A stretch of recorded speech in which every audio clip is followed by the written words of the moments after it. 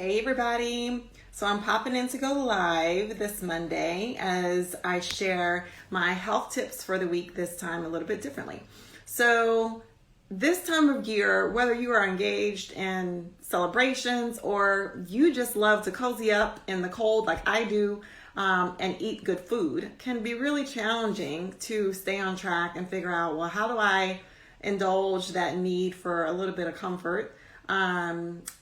Maybe I am eating in situations with others more frequently, large dinners, and how do I do that and stay on track? So I've got 5 tips for you today to consider as we head into this phase of comfort food and lots of socialization, which is really characteristic of winter in general. And I also love to do things that I don't normally do in the summer, like baking, for example, or making big, heavier meals, just because we've got more time indoors. And, you know, those of us who like to cook, you just kind of get going. All right, so my 5 tips. So my first one is remember the 90-10 rule. So something I always tell my clients is that nobody is perfect, and if you try to be really, really disciplined 100% of the time, it is not sustainable. You are not going to be successful, and it's one of the number one reasons why people are not able to stay on track when they begin a new eating regimen. The 90-10 rule means that you've got 90% of the time that you are disciplined, that you're consistent, that you're not eating the stuff you shouldn't be eating, that you are eating the things that you should be eating, and you're kind of like doing your thing. Then you've got 10% cushion there, where you can, in moderation, have a little leeway and be able to incorporate some of those things that you normally would not be indulging in on a regular basis. So maybe you have a little bit of that dessert. Maybe you have something that has a little bit of gluten. Maybe you have a little small serving of mac and cheese, a little bit of ice cream. Again, everything in moderation, good things and not so great things. So no, that doesn't mean you eat a half a gallon of ice cream in one sitting. No, that doesn't mean you eat an entire sweet potato pie or a half a pan of macaroni and cheese. But you can have a reasonably sized portion of those things within moderation in that 10%.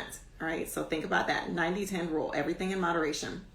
Secondly, plan ahead, especially if you know you're going to be going to a social gathering or there's going to be a space that you're aware of where there may be some challenges with you staying on track. So if you're aware of that, how can you plan for that in advance? Which goes into my third tip, which is if you're in that situation, bring something that you know you can eat, right? That's part of planning ahead. Offer to bring the vegetable, or when you're doing your normal planning each week for what you eat, because it's impossible to stay on track and eating healthy if you don't plan in some way, shape, or form. So you should be doing planning anyway.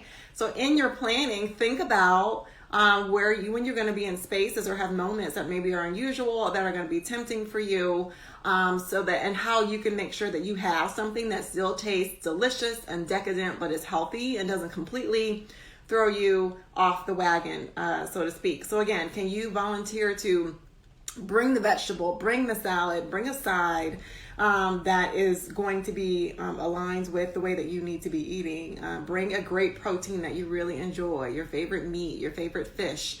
Brussels sprouts casserole, bring the green bean casserole that's made gluten-free. Tons of ways that you can think about this. Bring the sweet potato pie with a gluten-free crust. Have a great recipe for that, by the way, using pecan flour and a little bit of stevia or monk fruit so that it's sugar-free. I'm sorry, y'all, I have something in my eye. So there's lots of options and ways that you can still really enjoy moments and comfort food and the coolness of the season, but take a little bit of control of the situation that you're in. Fourth, crowding out is really important. So we should be thinking about crowding out anyway, but especially if you're in a situation where you're eating food that others are providing and you don't have complete control over that. So how can you survey the buffet, so to speak? And then remember how to crowd out the bad things by putting more good things on your plate. So you have a choice what you put on the plate and what the ratio and balance of those things are. So how can you have more proteins, more vegetables, and more fruits, and less of the processed refined carbs and sugars, right? It doesn't mean zero, remember 90-10 rule, but crowding out means you're going to choose to have a larger portion of the protein, a larger portion of the veggies, and a smaller portion of the mac and cheese and the mashed potatoes and the refined and processed carbohydrates and sugars, right? So crowding out is really important. Ratios matter. And then lastly, portion control. Super important. So do you know that a portion of protein is about the middle of the size of the palm of your hands? It's about 4 ounces, depending on the size of your hands. It is not half of your plate, for example. Did you know that a reasonable portion of a carb, right, really is about half a cup? That's about 1 serving spoon, but if you get an extra big, large scoop on the serving spoon and it's just like piled everywhere, that's not it. About half a cup.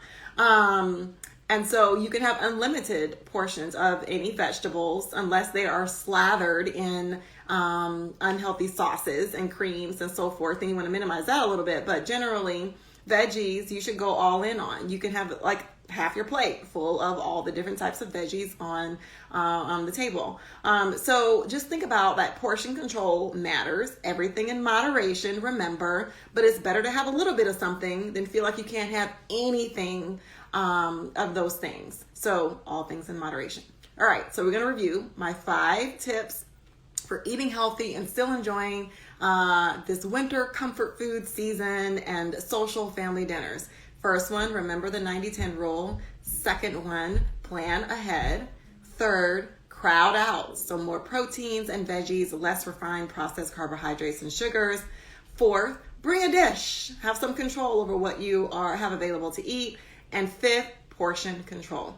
I hope this was helpful, y'all. And I hope you have a great rest of your week. Join me Wednesday. I'm going to go live in my kitchen again and share a few recipes that can get you through the winter months. Talk to you soon. Bye.